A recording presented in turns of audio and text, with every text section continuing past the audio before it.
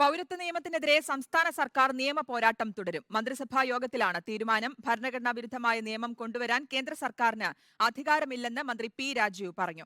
പൗരത്വ ഭേദഗതി നിയമം കേരളം നടപ്പാക്കില്ല. CAA സമരത്തിനെതിരെ കേസെടുത്തതിനെക്കുറിച്ച് പറഞ്ഞ് പ്രധാന പ്രശ്നത്തെ കോൺഗ്രസ് കൈയൊഴിയുകയാണ്. മുദ്രാവാക്യം നോക്കിയല്ല വകുപ്പ് വരുന്നതെന്നും മന്ത്രി വ്യക്തമാക്കി. ഇത് മന്ത്രിസഭ തീരുമാനിച്ചു. അഡ്വക്കേറ്റ് ജനറൽ ചുമതലപ്പെടുത്തി ചട്ടം റദ്ദാക്കണം എന്നുള്ളത് തന്നെയാണ്. കാരണം നിയമം നമ്മൾ ചോദ്യം ചെയ്തിരിക്കുന്നു. അത് തീരുമാനം വരുന്നതിന് മുമ്പ് ചട്ടമായി പോവുകയാണ് ഇപ്പോൾ സർക്കാർ ചെയ്യുന്നത്. അത് പൂർണ്ണമായിട്ടും ചില താല്പര്യങ്ങൾ വെച്ചിട്ടാണ്. ഇത് സംബന്ധിച്ച് കേരള നിയമസഭയാണ് ഇന്ത്യയിൽ ആദ്യമായി ഒരു പ്രമേയം പാസ്സാക്കിയത്. അതിനുവേണ്ടി പ്രത്യേകമായി സെഷൻ ചേരുകയുണ്ടായി. സർവകക്ഷി യോഗം ചേർന്നിരുന്നു.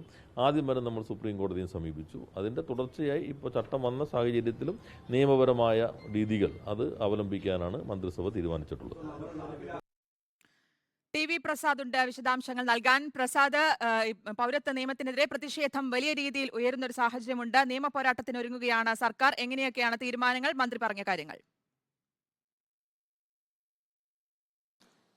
ശ്രുതി, കേരളത്തിൽ സർക്കാർ നേരത്തെ തന്നെ CAAക്ക് എതിരായിരുന്നു. ഇതുമായി ബന്ധപ്പെട്ട് നിയമസഭ തന്നെ ഒരു പ്രമേയം പാസാക്കിയതുമാണ്. നേരത്തെ മന്ത്രി സൂചിപ്പിച്ചതുപോലെ അതിന് മുന്നോടിയായി സർവകക്ഷി യോഗം വിളിച്ചു, ഏകാഭിപ്രായത്തിലെത്തി.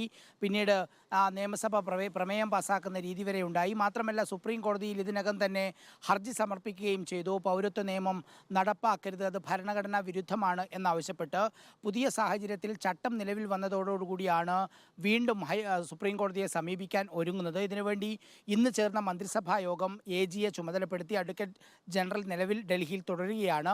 മുതിർന്ന കൗൺസിലർമാരുമൊക്കെ ആയി സംസാരിച്ചതിന് ശേഷം എങ്ങനെയായിരിക്കണം ഇതിൽ നടപടികൾ മുന്നോട്ട് കൊണ്ടുപോകേണ്ടത് എന്നത് സംബന്ധിച്ച് തീരുമാനമെടുക്കും.